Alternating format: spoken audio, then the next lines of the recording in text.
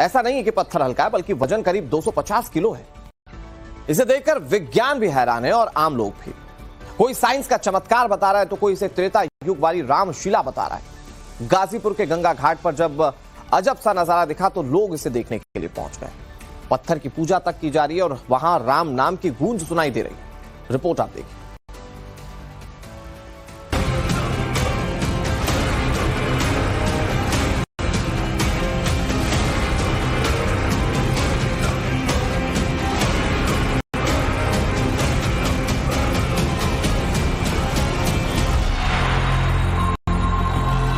रहस्य, चमत्कार, सतयुग, कलयुग, भगवान श्री राम, यहाँ हर नाम की चर्चा है। कोई इसे चमत्कार बता रहा है तो कोई रहस्य।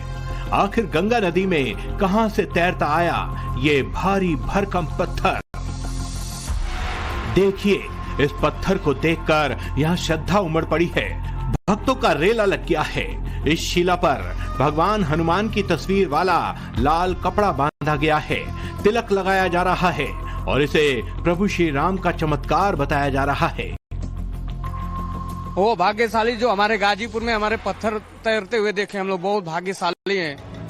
वाकई जिस किसी ने भी ये खबर सुनी वो इस अजूबे पत्थर के दर्शन के लिए पहुंच गया। गाजीपुर में गंगा किनारे आस्था का मेला लगा है। जिसे खबर मिल रही है वो यहाँ पहुंच रहा है। सबके मन में बस यही सवाल है कि आखिर इस पत्थर में ऐसा क्या है कि ये पानी में डूब नहीं रहा। सावन के पवित्र महीने में गंगा की लहरों पर सवार एक पत्थर गाजीपुर पहुंचता है और देखते ही देखते उसे पूजने के लिए जो लोगों की भीड़ है वो उमड़ पड़ती है। कुछ लोग इसे चमत्कारी पत्थर मान रहे हैं तो कुछ इसे राम सेतु का अंश बता रहे हैं। लेकिन सवाल इसी बात का है कि जब किसी नदी में एक छोटा सा पत्थर डूब जाता है तो एक भारी भरकम जो एक बड़ा पत्थर है वो कैसे तैर रहा है। अब सवाल इसी बात का है कि इस पत्थर का रहस्य क्या है। क्या इसके पीछे कोई आस्था या चमत्कार है या फिर इसका कोई दूसरा वैज्ञानिक पहलू भी है। आज होगी इसी बात की पूरी पड़ताल। हमारे देश में अक्सर चमत्कार को आस्था से जोड़ दिया जाता है। गाजीपुर में भी ऐसा ही हो रहा है। लोग फूल, अगरबत्ती और प्रसाद लेकर यहाँ पहुँच रहे हैं। इस पत्थर को चमत्कारी समझकर पूजा पाठ की जा रही है।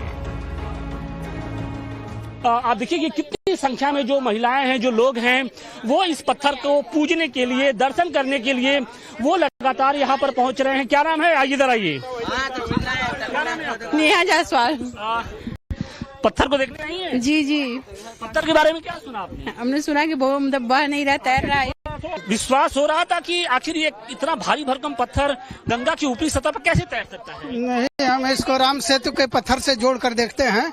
हमारी आस्था पूरी है कि राम सेतु से संबंधित पत्थर है। हमको अनुभव मिल गया कि नहीं, इसमें कुछ है शक्ति, दिव्य शक्ति है। दिव्य शक्ति है। तो ये भगवान राम का वो राम सेतु वाला तो पत्थर नहीं है। आप लोग क्या? हाँ, तो वही राम सेतु वाला पत्थर लग रहा है।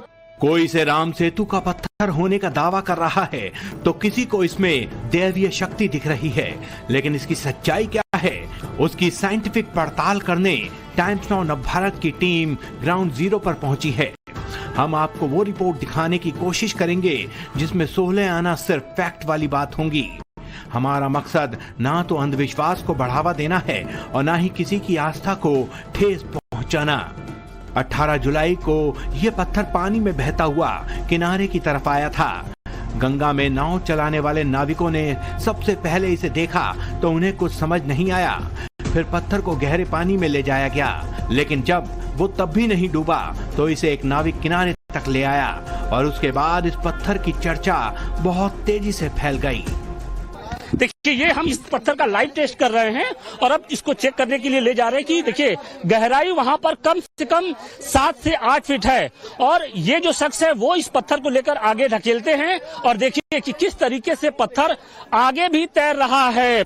कहा जाता है कि रामायण काल में जब भगवान श्री राम लंका पर चढ़ाई करने जा रहे थे तब समंदर को पार करने के लिए उनकी सेना में मौजूद नल नील ने राम राम लिखे पत्थर को समंदर की सतह पर जोड़कर पुल बना लिया था, जिससे भगवान की सेना ने समंदर पार कर लंका फतेह की थी। वो त्रेता युग की बात थी और अब कलयुग चल रहा है। लेकिन ये जो पत्थर दिख रहा है उसके स्वभाव की चर्चा उस वक्त के पत्थर से ही जोड़कर हो रही है। इतना तो क्लियर हो गया कि ये चमत्कारी पत्थर ना तो हल्का है और ना तो इसके खोखला होने का दावा किया जा सकता है। तो फिर ऐसा क्या है कि ये पानी में डूब नहीं रहा?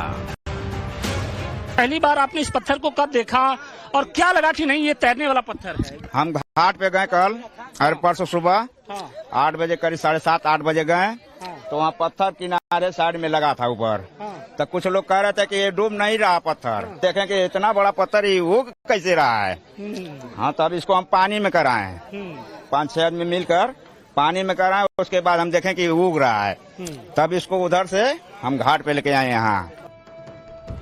बहरहाल गाजीपुर का ददरी घाट खबरों में छाया हुआ है। जिनके मन में आस्था है वो भी, और जो साइंस को मानते हैं वो भी, हर कोई इस अनोखे पत्थर को देखने पहुंच रहा है। जहां ये पत्थर तैरता हुआ दिखाई दे रहा है, हो सकता है लोगों के मन में ये सवाल उठ रहा हो कि शायद ये ऐसा जोन होगा जहां ग्रेविटेशनल फोर्स का असर कम है। तो इस शंका को भी दूर करने के लिए मौके पर पहुंचे हमारे संवाददाता ने प्रैक्टिकल करके दिखाया। ये जो पत्थर अगर मैं आपको दिखाने की कोशिश करूं तो इसका जो वजन है बमुश्किल से 200 से 250 ग्राम होगा। लेकिन उस पत्थर की अगर बात करें, चमत्कारी पत्थर की, तो उसका वजन लगभग 2 से 2.5 कुंटल के आसपास बताया जा रहा है। लेकिन अगर इस पत्थर को मैं इस नदी के अंदर यानी गंगा नदी के अंदर डालूं तो उसका क्या हाल होगा वो भी मैं आपको करके दिखाने की कोशिश कर रहा हूँ। क्योंकि जैसे ही मैंने ये पत्थर डाला, ये पूरी तरीके से ये पत्थर डूब गया है और कहीं भी इसका अता पता नहीं दिखाई पड़ रहा है। लेकिन वही अगर दूसरी तरफ अगर इस पत्थर को हम दिखाने की कोशिश करें तो ये पत्थर अभी भी गंगा की जो ऊपरी सतह है वहां पर ये तैरता हुआ दिखाई पड़ रहा है। हालांकि विज्ञान के अनुसार पानी की सतह पर तैरने वाले पत्थर प्यूमिस या कोरल से बने होते हैं। ये एक ज्वालामुखी पत्थर होता है जो ज्वालामुखी विस्फोट के दौरान बनता है। प्यूमिस एक हल्का ज्वालामुखी पत्थर होता है जिसमें छोटे छोटे छेद होते हैं और ये अपने कम घनत्व की वजह से पानी पर तैर सकता है। और इसी तरह कोरल स्ट्रक्चर भी हल्की और हवा से भरी होती है जो उन्हें तैरने में मदद करती है। यहाँ चमत्कार किसका है, आस्था का या विज्ञान का? ये तब तक स्पष्ट नहीं होगा जब तक साइंस इस चमत्कारी पत्थर की पूरी तरह से जांच नहीं कर लेता। जो लोग हैं उनकी जो भावनाएं हैं वो कुछ अलग हैं। उनका ये कहना है कि कड़कड़ में शिव का वास होता है, भगवान का वास होता है, तो एक भारी भरकम पत्थर में क्यों नहीं हो सकता है, और भगवान का इसमें वास है, इसी वजह से ये पत्थर फिलहाल तैर रहा है। तो अब सवाल इसी बात का है कि क्या वाकई धर्म और आस्था की जो बात है वो सही है या फिर वैज्ञानिक जो दृष्टिकोण है वो सही है। नजरिया आपको अपने हिसाब से तय करना है। गाजीपुर से मनीष